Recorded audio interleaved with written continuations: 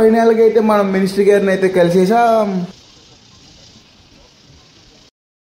అందరికీ చేసినాం. ఆనందర సైకిల్ రైడ్లో ఇవాళ 26వ రోజు. నైట్ అయితే కంచిలీలో ఉన్న శ్రీకాంత్ గారి ఇంట్లో అయితే స్టే చేసాం. ఇప్పుడైతే మనం బీచ్ దగ్గరికి వెళ్ళబోతున్నాం. ఎర్లీ మార్నింగ్ అయితే మనకి బనానా బ్రేక్ఫాస్ట్ చేసినాం. నేను మీ ట్రావెలర్ ఎస్ఆర్కే. ఆనందర సైకిల్ రైడ్లో ఇవాళ డే 26. మనం ఇప్పుడైతే బీచ్ ఫెస్టివల్కి వెళ్తున్నాం, బారువా బీచ్ ఫెస్టివల్కి. ఎర్లీ మార్నింగ్ 4కి లేచి ఫ్రెష్ అయ్యి స్టార్ట్ అవుతున్నాం. జస్ట్ ఇప్పుడైతే టైం 4:50 అయ్యింది. సైకిల్ తొక్కడం అయితే చాలా కష్టంగా ఉంది. 5:30 కల్లా బారువా బీచ్ దగ్గరికి రీచ్ అవుతామో లేదో నాకు అర్థం కావట్లేదు. నా ఎనర్జీ అయితే మొత్తం డౌన్ అయిపోయింది. గేర్లు కాదు కదా, సో అది ఎఫెక్ట్. మినిమం ఒక 7 గేర్స్ ఉన్న సైకిల్ మూవ్మెంట్ అనేది కొద్దిగా ఫోర్స్ తగ్గుద్ది నాకు. రాము బ్రోది అయితే గేర్ల సైకిల్ కాబట్టి కొద్దిగా ఫ్రీగా అయితే మూవ్ అయిపోతుంది. తనైతే బాగానే తొక్కేస్తున్నాడు. నాకు తొక్కాలంటేనే పులుసు కారిపోతుంది. మ్యాక్సిమం ట్రై చేస్తాం, ఎలాగైనా సరే రీచ్ అవ్వాలి, లేదంటే టోటల్ డేస్ ముందే వదిలేస్తారు. రాము బ్రో అయితే చాలా దూరం ఉన్నాడు. నా వల్ల అయితే కావడం లేదు సైకిల్ తొక్కడం. ఎనర్జీ లెవెల్ అయితే మొత్తానికి డౌన్ అయిపోయింది. నా శక్తి మించి నా ప్రయత్నం అయితే చేస్తున్నా. ఇంకా బీచ్కి వెళ్ళడానికి ఒక 7 కిలోమీటర్స్ ఉంది. ఎలాగైనా సరే బీచ్కి రీచ్ అయిపోవడానికి ట్రై చేస్తా. గైస్, హైవే నుంచి ఇప్పుడైతే మనం బారువా వెళ్ళబోతున్నాం. ఇక్కడ చూసుకుంటే పోలీస్ సెక్యూరిటీ కూడా గట్టిగానే ఉంది, మినిస్టర్ వస్తున్నారు కాబట్టి.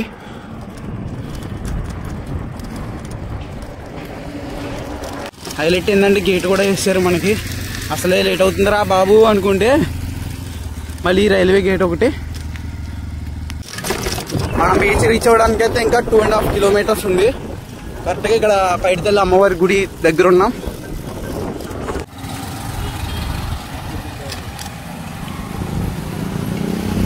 మీకు ఈ రోడ్లో కనిపిస్తున్న వాళ్ళందరూ బీచ్ ఫెస్టివల్కి వచ్చే వాళ్ళే.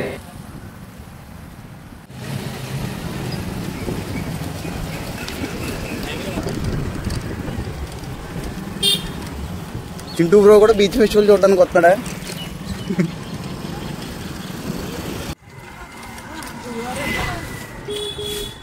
మేము బీచ్ దగ్గరికి వచ్చేసరికి ఫైనల్గా సన్ రైజ్ కూడా అయిపోయింది. నాకు తెలిసి టోటల్ డేస్ వదిలేసి ఉంటారేమో.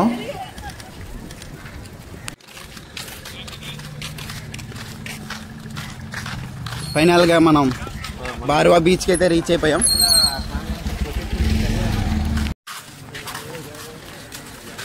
Welcome to olive ridley turtle festival Baruva.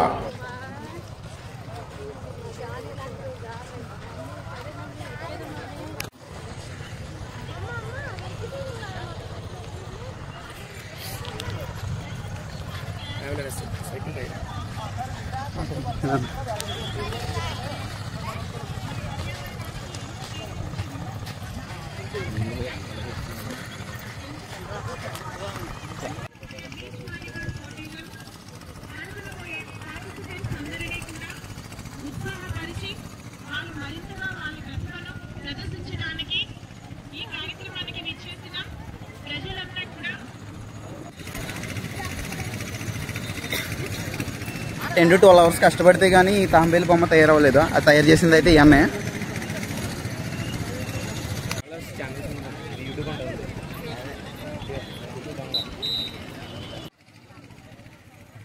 Crowd అయితే చాలా బీభత్సంగా ఉన్నారు, అసలు ఖాళీ లేదు. ఇంకా జనాలు వస్తూనే ఉన్నారు. చూద్దాం, ఇంకా 1 అవర్ అవుతే కానీ తెలియదు ఎంతమంది వస్తారనేది. టోటల్ డేస్ అయితే కనుక అక్కడ లోపల అయితే ఉన్నాయి. ఇప్పుడు అక్కడి నుంచి తీసి బయటికి వదులుతారు. అది ఇలాగా బీచ్ లోపలికి వెళ్ళిపోతాయి.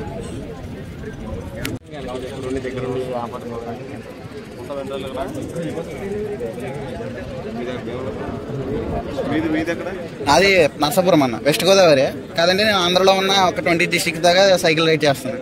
అంటే ఇక లేదన్న, స్టార్టింగ్ శ్రీకాకుళం కంప్లీట్ అయిన తర్వాత విజయనగరం తర్వాత వైజాగ్ ఏంటంటే అటు నుంచి ఇటు వచ్చేసాను. ఫస్ట్ అయితే ఇవాళ 26th డే, 26 రోజులు అవుతుంది. ఈ బీచ్ ఫెస్టివల్ కి రామ్మోహన్ నాయుడు గారు అయితే చీఫ్ గెస్ట్ గా వచ్చారు. ఆయన అయితే ప్రెసెంట్ తాబేలు గుడ్లు పొదిగిన ప్రదేశంలో ఉన్నారు. అంటే తాబేలు గుడ్లను అటవీ శాఖ వారు ఎలా సంరక్షిస్తున్నారు అనేది చూస్తున్నారు. ఓ పైలట్ పైలట్ దించు, కిందకి దించు.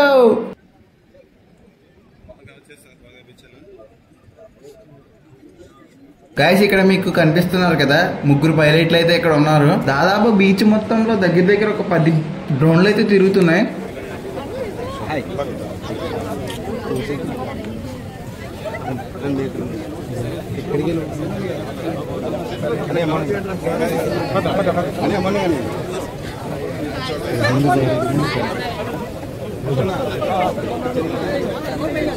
ఇటు అది చెప్పండి.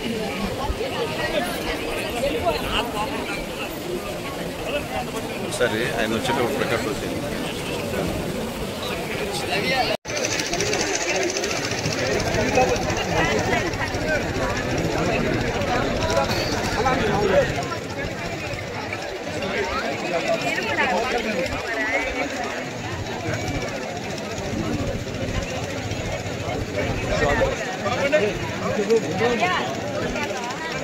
ఫైనల్ గా మనమైతే రామ్మోహన్ నాయుడు గారిని కలిసి మాట్లాడేసాం. మనకైతే ఫుల్ సపోర్ట్ చేశాడు ఆయన.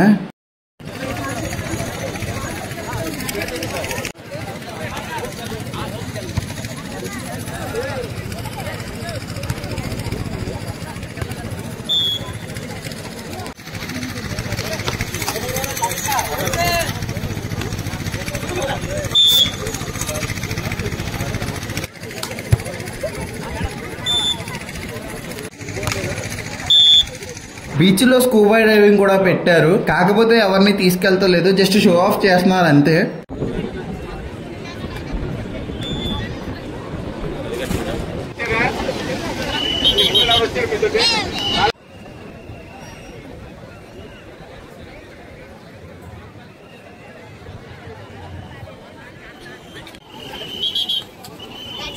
ఇక్కడ మీకు కనిపిస్తున్నాయి కదా బోట్లు, సిలిండర్లు, ఇంకా కాళ్ళకి వేసుకుని ప్యాడ్లు, డ్రెస్సులు ఇవన్నీ పెట్టారు జస్ట్ చూడడానికి మాత్రమే.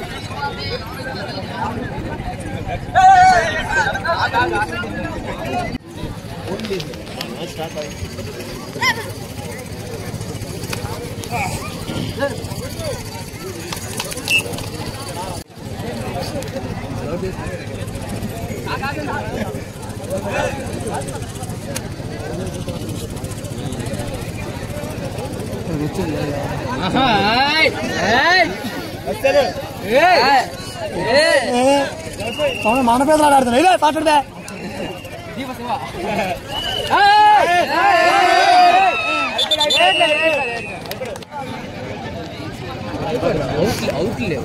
డౌట్ అని వెళ్ళకూడదు అసలు అలాగే దీపావళి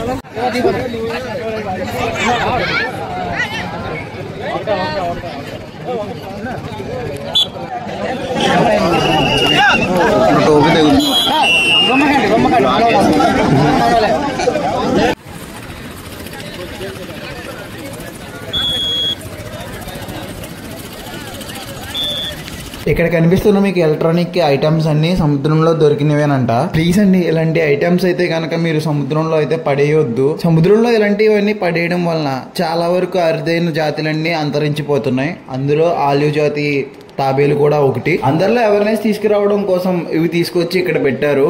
ఇక్కడ బ్యాంబూ కర్రలతో కట్టిన పాక అయితే తాబేళ్ల కోసం, తాబేళ్లను రక్షించడం కోసమే ఇలాంటి కట్టి గుడ్లను పొదుగుతారు. ఇక్కడ మీకు చిన్న చిన్న బోర్డులు అయితే కనిపిస్తున్నాయి కదా, అవైతే తాంబేలు ఏ రోజు గుడ్లు పెట్టేవి, ఏ రోజు ఆ తాంబేలు పిల్లలు బయటకు వస్తేవి, ఏ రోజు అయితే వాటిని వదలాలి అనేది క్లియర్ గా మెన్షన్ చేసి ఉంటది ఒక్కో బోర్డు మీద. ఇప్పుడు కనిపిస్తున్న 4 బొట్టుల్లో మాత్రమే తాబేళ్లు ఉన్నాయి, మిగిలిన అన్నిటిని వదిలేశారు.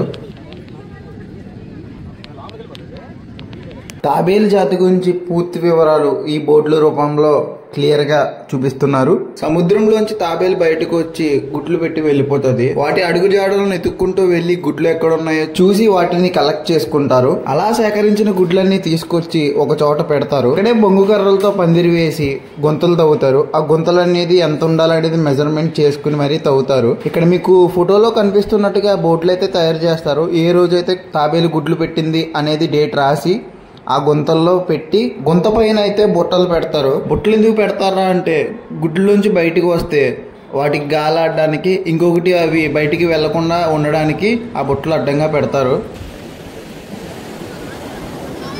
బీచ్ లో పారాగ్లైడింగ్ కూడా పెట్టారు, కాకపోతే కాస్టే బాగా ఎక్కువ. పర్ పర్సన్ కి వచ్చి 2500 చెప్పారు. మేమైతే షాక్ అయిపోయాం.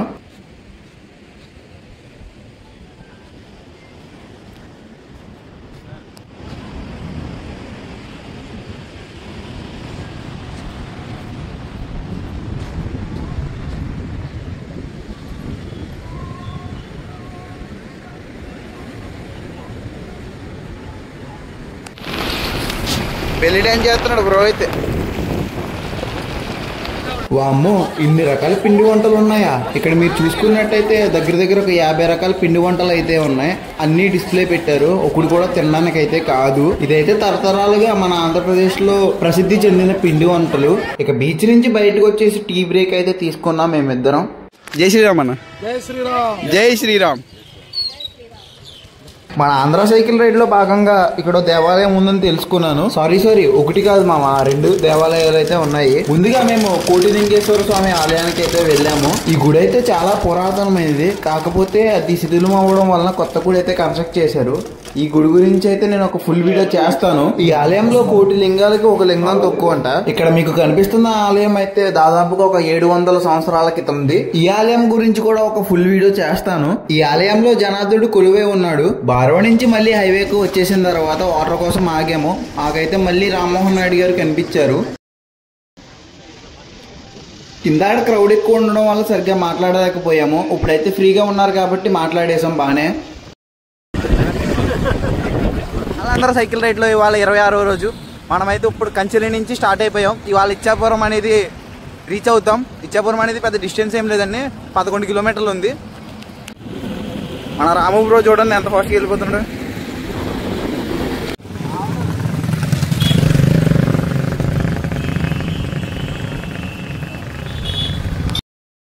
తనది భీమవరం, నాది వచ్చేటప్పటికి నర్సాపురం, పశ్చిమ గోదావరి జిల్లాయే. కాదంటే తన కేదార్నాథ్ కాశీ యాత్ర చేస్తున్నాను. నేనైతే ఆంధ్ర సైకిల్ రైడ్. ఆంధ్రాలో ఉన్న పురాతన దేవాలయాలన్నీ కలిసి ఉంది. ట్రావెలర్ ఎస్ఆర్కి రెడ్ కలర్లో ఉంది. తెలుగేనండి, సైకిల్ రైడ్ అండి. ఆంధ్రాలో ఉన్న దేవాలయాలన్నీ సైకిల్ మీద తిరుగుతున్నా బ్రో. అన్న కేదార్నాథ్. జై శ్రీరామ్. జై శ్రీరామ్. జై శ్రీరామ్. జై శ్రీరామ్. ఇంకక్కడ తమ్ముడు వాళ్ళు అయితే ఆపి మాట్లాడారు కదండి. ఈ గ్యాప్ లో అయితే మన భీమవరం బుల్లోడు అయితే ముందరికి వెళ్ళిపోయాడు. కాల్ చేస్తే దాదాపు 1 కిలోమీటర్ దూరంగానే డిస్టెన్స్ లో ఉన్నానని చెప్పాడు. ఆయన రీచ్ అవ్వడానికి ఇంకా తొక్కాలి.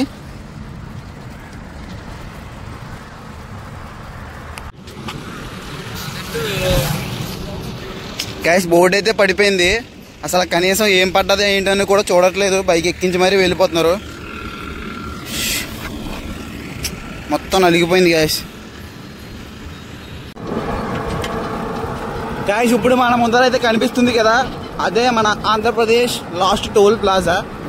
ఆంధ్ర బోర్డర్ అయితే కాదండి, మన ఆంధ్ర ఒడిశా బోర్డర్కి అయితే ఇంకొక 14 కిలోమీటర్ల డిస్టెన్స్ ఉంది.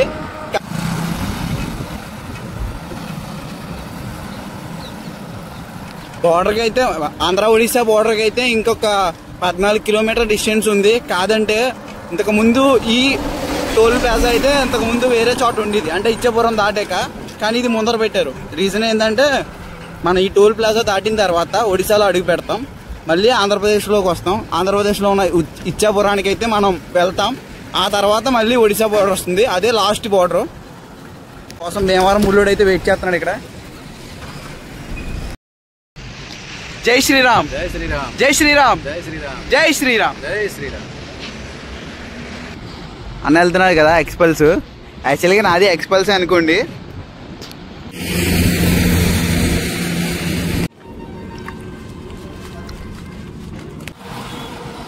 ఇప్పుడైతే మనం ఒడిశాలో ఉన్నాం. ఒడిశా నుంచి మళ్ళీ ఇచ్చాపురం వస్తుంది. ఇచ్చాపురం అంటే మన ఆంధ్రప్రదేశ్. ఈ నేషనల్ హైవే అనేది సారోదేవిపేట, ఇది దాటితే ఇంకా ఇచ్చాపురం వస్తుందండి. ఇదైతే ఒడిశాలో ఉంది. ఒడిశా నుంచి మళ్ళీ ఆంధ్రప్రదేశ్లోకి అడిగెడతాం. అయ్యవారి పేట, అయ్యగారే కరెక్ట్, ఆయనే కరెక్ట్, ఆయనే నెంబర్ 1. జై శ్రీరామ్, జై శ్రీరామ్ అడిగెట్టేసాం మనం. మరి అయితే ఏపీకి అయితే రీచ్ అయిపోయింది. ఇక్కడ నుంచి ఒక 2 కిలోమీటర్స్ వెళ్తే మనకి టెంపుల్ అయితే ఉంటుందండి. అక్కడ శివుడిది అయితే టెంపుల్ ఉంది, కనపడుతుంది మీకు. జూమ్ చేస్తున్నా, వైట్ కలర్ కొండ మీద కైలాసగిరి. కైలాసగిరి అక్కడ ఉంది భయ్యా, కాదా? కైలాసగిరి కాదు ఇది. నేను ఇక్కడ వీడియో తీద్దామని చెప్పి ట్రై చేస్తున్నాను. ఈ లోపు మన భీమవరం బుల్లుడు అని చెప్పేస్తున్నాడు. జై శ్రీరామ్, జై శ్రీరామ్, జై శ్రీరామ్, జై శ్రీరామ్, జై శ్రీరామ్, జై శ్రీరామ్.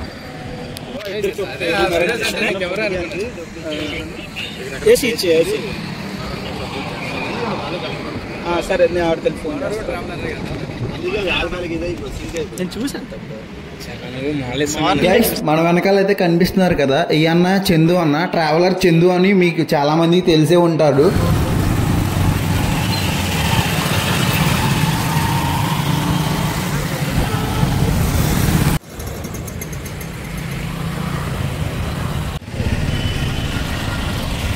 చందు అనే మనకి స్టే ఇప్పించారు. హైలైట్ ఏంటంటే నిన్న మొన్న వచ్చిన యూట్యూబర్సే చాలా వరకు షో చేస్తున్నారు. చందు అన్నకైతే ఈగో అయితే అస్సలు లేదండి. సొంత తమ్ముడిని ఎలా చూసుకున్నాడో మా ఇద్దరిని అలాగే చూసుకున్నాడు చందు అన్న. ఇంకా చెప్పాలంటే మాకు యూట్యూబ్ లో ఎలా వీడియోస్ అప్లోడ్ చేయాలి, ఎలా ఎడిట్ చేయాలని కొన్ని టిప్స్ అయితే మాకు తెలియని చాలా వరకు నేర్పించారు.